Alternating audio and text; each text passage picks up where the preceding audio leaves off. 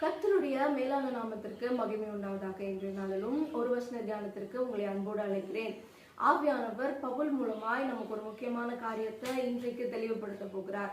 1 தெசலோனிக்கேயர் 5வது அதிகாரத்துல முதல் வசனத்துல இருந்தே ஆண்டவருடைய வருகை எப்படி இருக்கும் அப்படின்னு குறிப்பிடப்பட்டிருக்கு. அதுல முக்கியமா நம்ம இருக்க வேண்டியது எப்படின்னு இன்னைக்கு ஆண்டவர் நமக்கு உணர்த்த போகிறார். அதுல 6வது வசனத்துல, ஆகையால் மற்றவர்கள் தூங்குகிறது போல நாம் தூங்காமல் விழித்து கொண்டு தெளிந்தவர்களா இருக்க கடவோம் அப்படின்னு.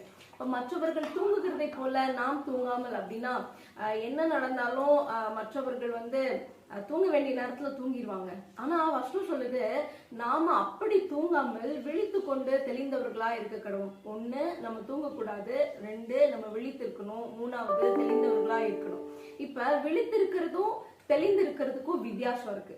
விழித்திருக்கிறது அப்படின்னா என்னன்னா, தூங்குற விஷயத்த ஸ்டாப் பண்ணிட்டு கண்ணை திறந்து இருக்கிறதா விழித்திருக்கிறது.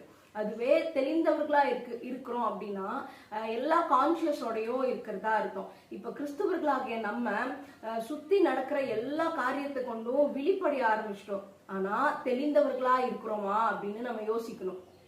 விழித்திருக்கிறதுக்கும் தெளிந்திருக்கிறதுக்கும் இன்னொரு வித்தியாசம் என்னன்னா, விழித்திருந்தோம் அப்படின்னா எப்ப தூங்கலாம், எப்படா இந்த டைம் முடியும், நம்ம தூங்கணும்ன்ற ஒரு தூக்க கலக்கத்துக்குள்ளேயே இருப்போம். அதுல எந்த ஒரு ஆக்டிவாவும் நம்ம எதையுமே செயல்படுத்த முடியாது.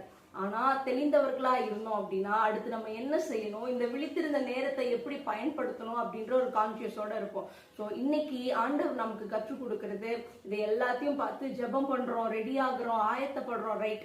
ஆனா தெளிந்தவர்களா இருக்கிறோமா அப்படின்றது ரொம்ப முக்கியம். ஸோ தெளிந்தவர்களா இருக்க வேண்டியவர்கள் முதல் பண்ண வேண்டிய விஷயம் என்னன்னா, நம்ம சுயமா மனம் திரும்புதல். இந்த மனம் திரும்புதல் தான் ஃபர்ஸ்ட் ஸ்டெப்.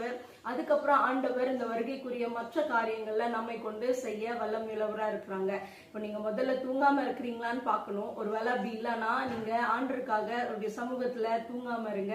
ஒருவேளை நான் விழித்திருக்கிற ஸ்டேஜ்ல தான் இருக்கிறேன் அப்படின்னா அடுத்து தெளிந்தவர்களா இருக்க ஆண்டவர் நமக்கு பலன் தருவாராக. இந்த வசனம் உங்களுக்கு பிரயோஜனமா இருந்ததுன்னா உங்க நண்பர்களோடு கூட பகிர்ந்து கொள்ளுங்க. தொடர்ந்து இந்த மாதிரி சத்தியங்களை கேட்க நம்முடைய சேனல் சப்ஸ்கிரைப் பண்ணி வச்சுக்கோங்க. Amen. God bless you.